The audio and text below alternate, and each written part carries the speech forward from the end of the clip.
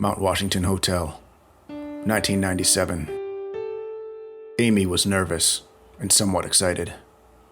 She'd worked as a housekeeper for the hotel for almost a month, but tonight was her night to service room 314, the princess's room, which was known to be haunted. Amy had only ever been in the room once, the day before, when she and her coworker snuck in before the guests arrived and snapped pictures of each other on the princess's bed. All their other coworkers told them later that they shouldn't have done that because it would anger the ghosts, but Amy didn't believe in any of that stuff. The guests who had since checked in were newlyweds, but were away for the evening, so Amy was tasked with changing the sheets and replacing the towels as well as anything else the room needed. She knew the room was empty, but knocked anyways, just in case. As expected, there was no answer. Amy opened the door and flicked on the light. As soon as she turned around, she jumped. There was a little girl asleep on the bed. She quickly shut the light back off and hurried out the door, quietly closing it behind her. She walked down the hallway and around the corner, where she found her inspector.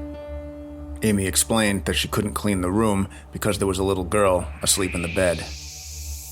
The inspector said this was odd because the couple staying in the room were newlyweds and didn't register any child. She told Amy to leave a note saying that she'd be back in an hour or so to clean the room. Amy agreed and headed back down the hallway to the room. As she approached the door, she was suddenly overcome with an inexplicable feeling of dread. Unsure as to why she felt that way, she opened the door.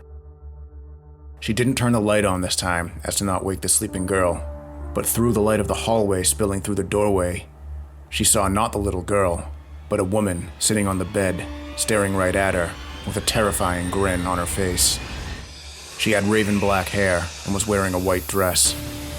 Amy dropped the pen and paper she was holding and ran back out the doorway and down the hall where another housekeeper was standing. She tried explaining what happened, but was shaking too hard to talk, so she just grabbed her by her arm and led her to the room. As they entered the room, they found it completely empty, and the bed was perfectly made and untouched. I'm Dave Wilkins, and this is Hometown Ghost Stories, Haunted Hotels of the North.